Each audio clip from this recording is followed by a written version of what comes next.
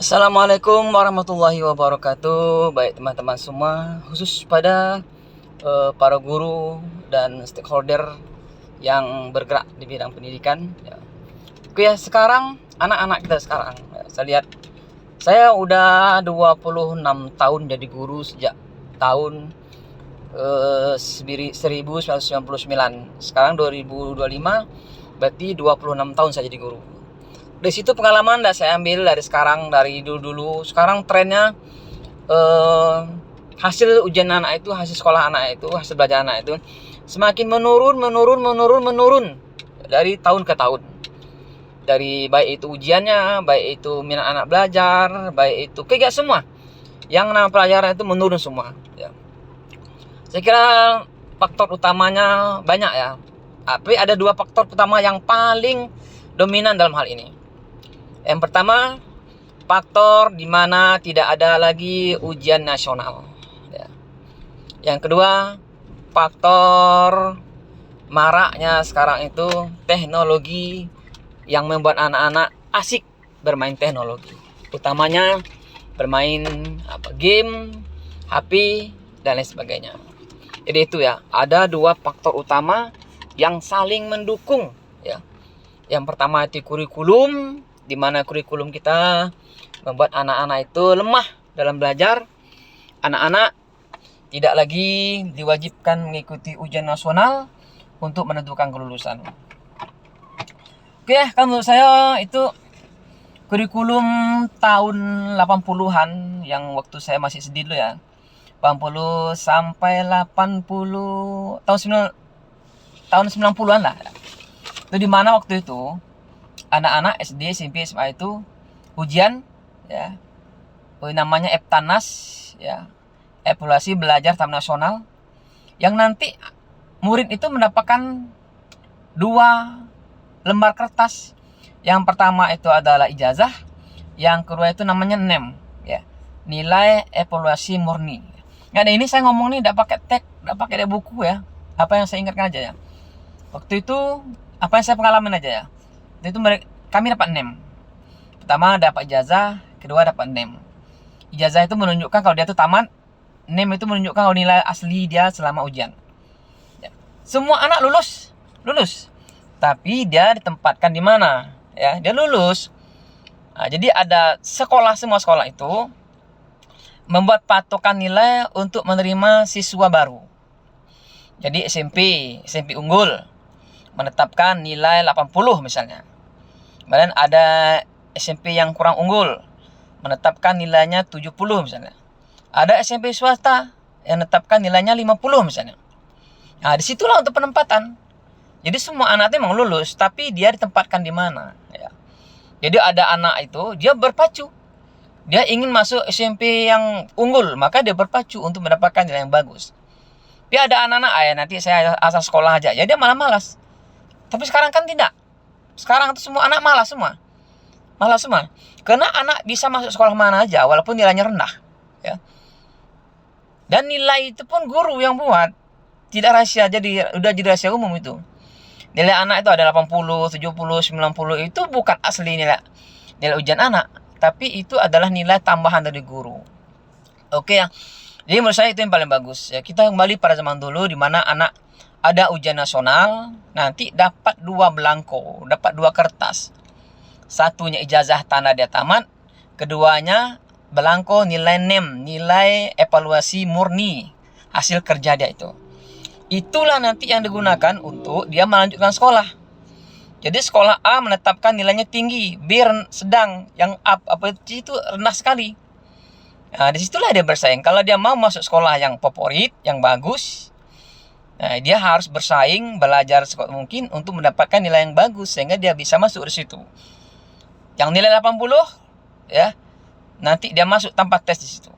Yang nilai 70 dia masuk sekolah itu tanpa tes. Yang nilai rendah lagi masuk sekolah itu tanpa tes. Jadi NEM itulah yang menentukan di mana dia tempatnya ya. Semakin banyak dia belajar, semakin pintar dia, semakin banyak ilmunya, semakin tinggi nilainya, semakin bagus sekolah favorit sekolah yang ditempatinya. Maksud pun dia nanti tamat SMP, kalau mau lanjut ke SMA, begitu juga. Kalau nanti dia masuk perguruan tinggi juga begitu. Dan nanti kalau dia mau masuk dunia kerja pun begitu juga. ya. Lembaga kerja, instansi tempat kerja pun menetapkan nilai untuk dia bisa masuk kerja. Ya. Kalau memang dia punya pintar, punya keterampilan, dia tuh bisa masuk kerja, dia bikin kerja sendiri. Dia memang nilainya rendah, misalnya kan matematika rendah, semua rendah, tapi dia punya potensi keterampilan, udah dia tak usah ikut kerja, ikut bikin kerja sendiri, ya. Nah, jadi tolong dipisahkan antara akademik dengan non akademik, ya. Akademik itu matematika, IPA, IPS, ya. Kemudian PMP Pancasila, meleleh itu akademik. Jangan digabung-gabung dengan yang lain.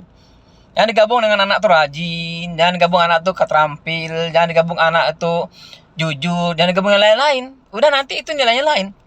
Akademik matematika, kalau nilai matematikanya 50, ya 50 walaupun dia jujur. Nanti ada lagi nilai kejujuran tempat lain lagi.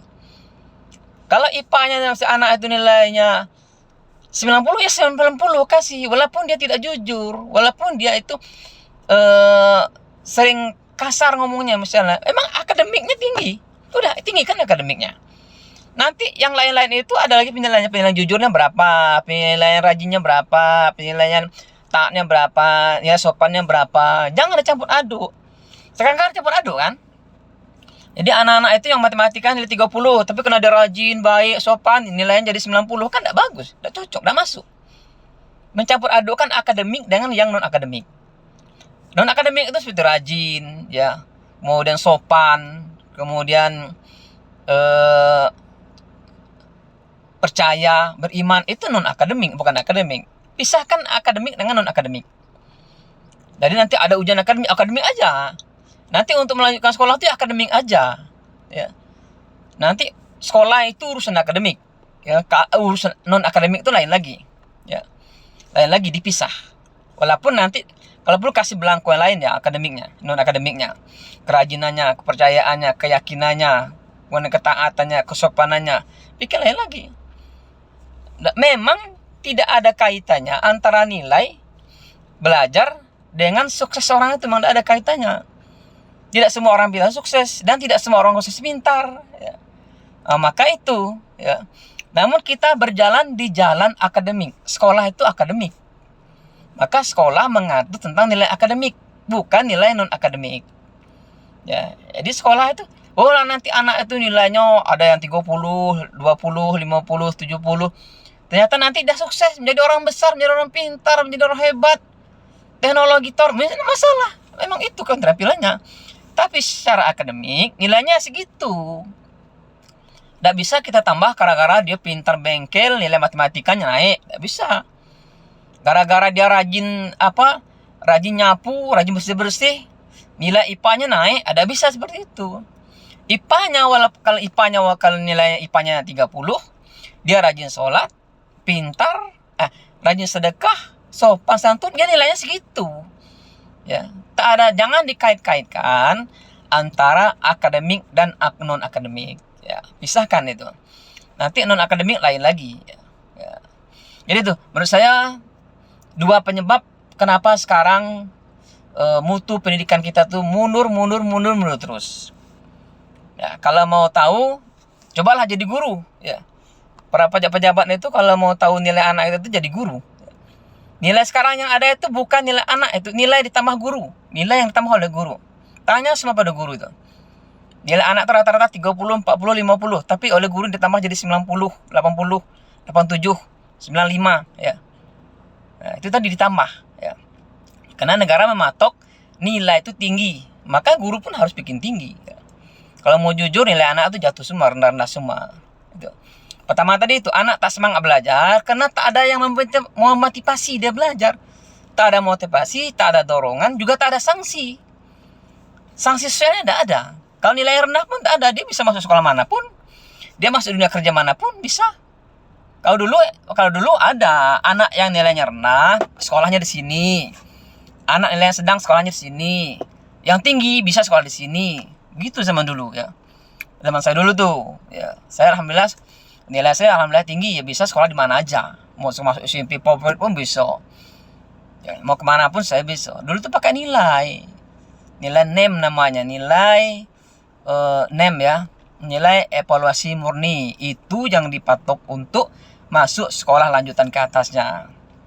Yang kedua, yang sekarang sangat dominan dalam membuat anak itu malas belajar dan nilainya jatuh itu adalah teknologi yang sekarang itu sangat-sangat mengganggu dalam kegiatan belajar.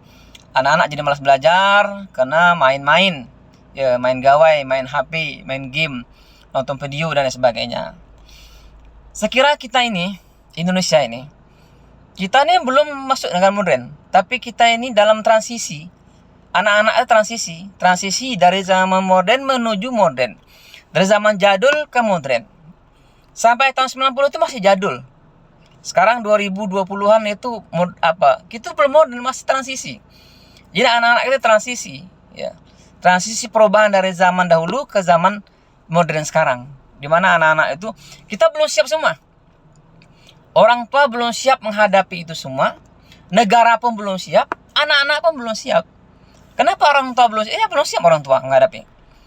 Jadi menghadapi gempuran-gempuran teknologi sekarang, orang tua tidak siap. Mentalnya tidak siap, ilmunya tidak ada.